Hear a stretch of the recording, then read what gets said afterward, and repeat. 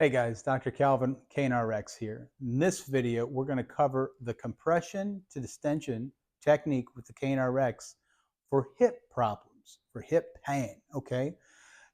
Hip pain comes typically in a variety of different areas. And so I'm going to give you the sort of the general areas to work in any hip problem.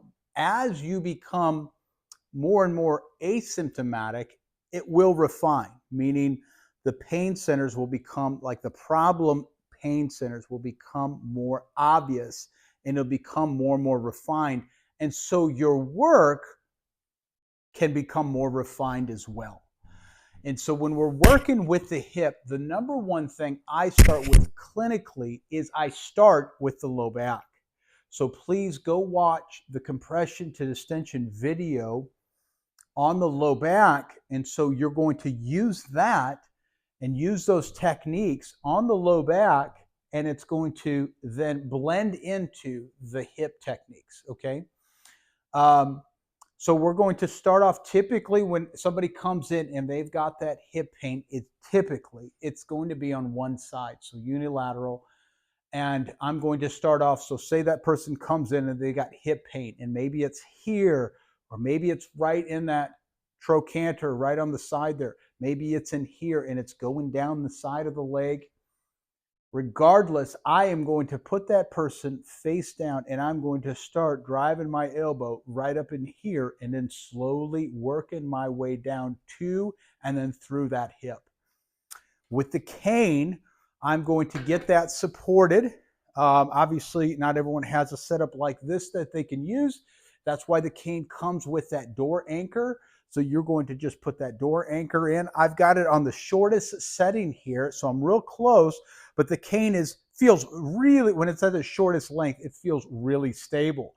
And so I may like that. I may not like how close I am, so that's the beauty, as I can just kind of separate out here a little bit and put it on that middle setting.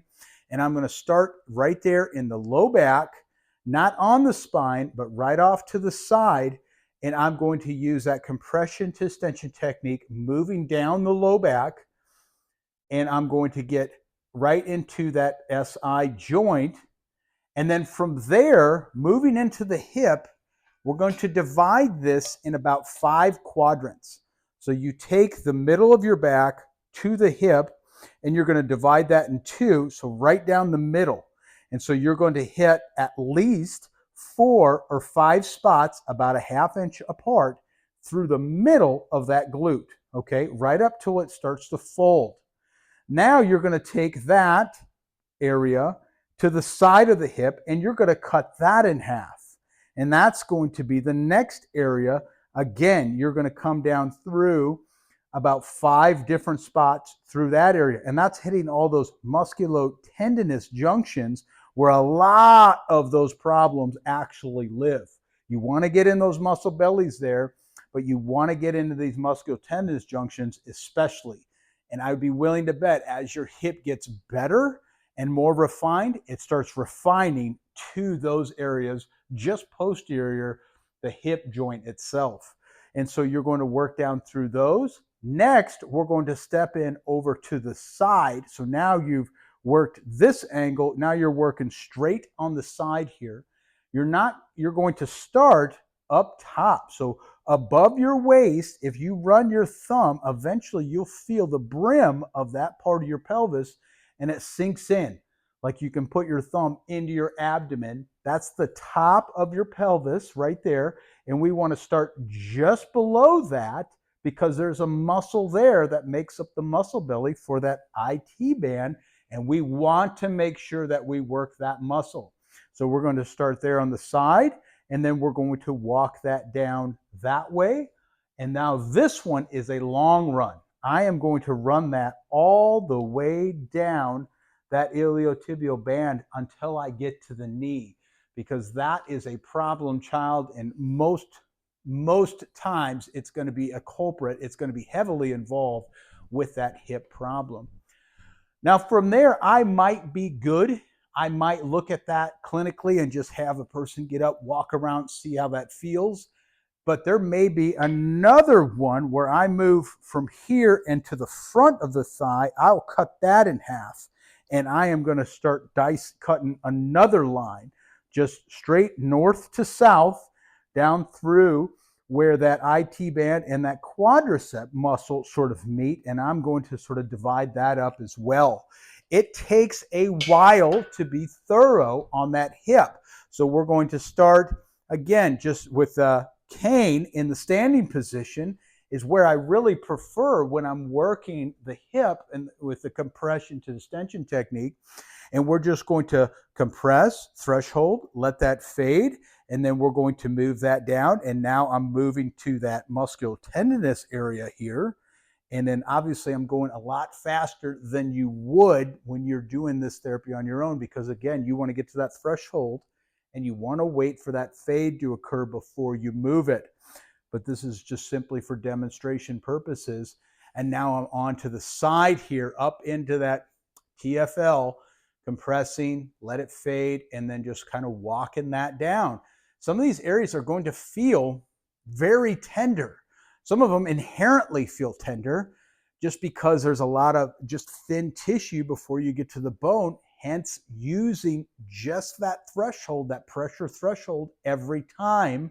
Don't go beyond that. So that's why I do one spot at a time, because some areas need very little pressure, other areas need quite a bit. You will feel a lump when you get down to about this level.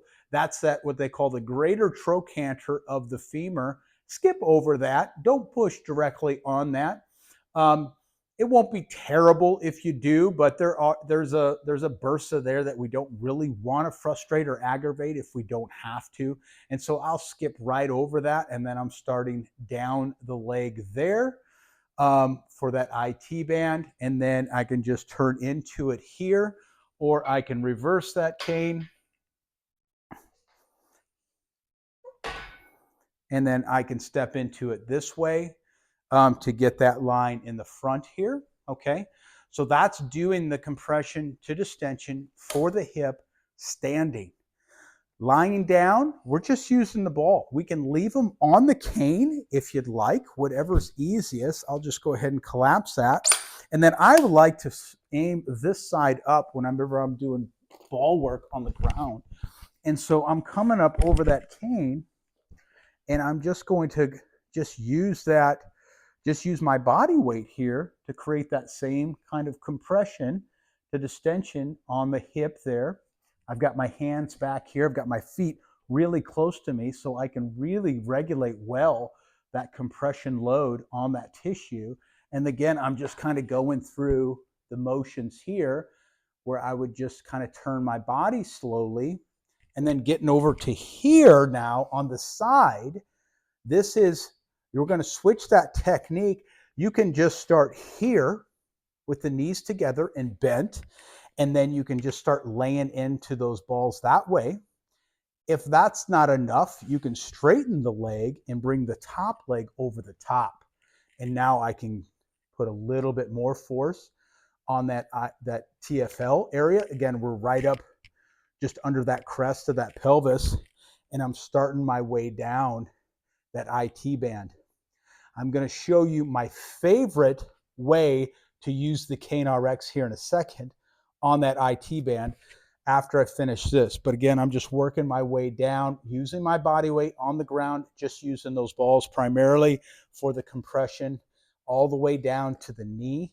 And then I can switch over here, and I'm changing that angle. If I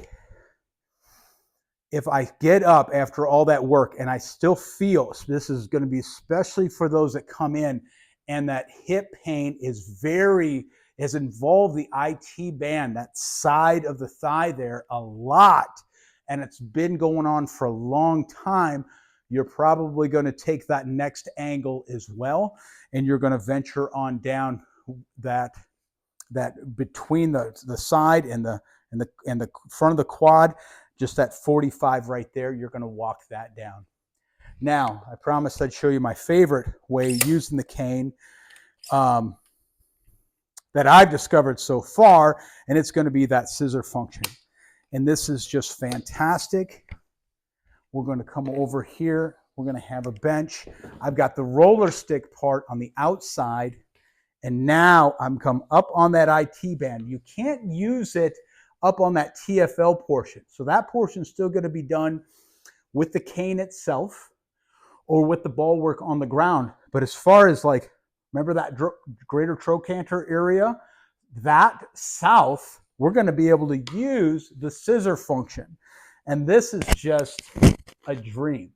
This beats laying on top of the balls. This beats laying on top of that torturous foam roller. And now we can just kind of compress that threshold, let that fade. And now I can just knead it a little bit because I've got it on that roller stick. And I'm going to move that down that IT band. This is just absolutely my favorite. I love it too because I'm getting some compression here on these reciprocal groups and the adductors. So always nice to just kind of knock out two birds with one stone. And I'm just going to walk that down, that IT band there. I can flip that over and I can get that angle in the front there as well. Here's another cool little trick. I'm going to move one of those balls down.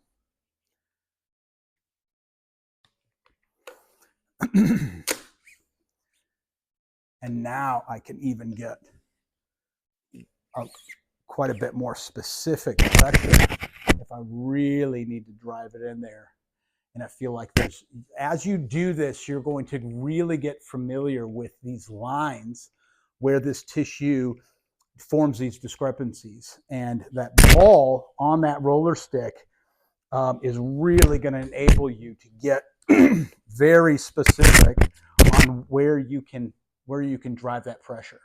So this is definitely going to be a fan favorite. I know it's mine. I love it, and it makes it just so tolerable instead of having to just torture yourself by laying on top of the balls for that IT band or that foam roller. So that's going to take care of the compression to distension for the hip. It's a lot of work. It's worth it. You want to work through all of those points, at least in the beginning. 7 to 10 days of just hitting every one of those points every day. And just you'll ideally you'll start to see it refine to just a couple of areas. At that point, you can just kind of focus the compression distension on those areas for the remainder of your therapy. Thanks for watching. Hope you found that useful. Leave your comments down below.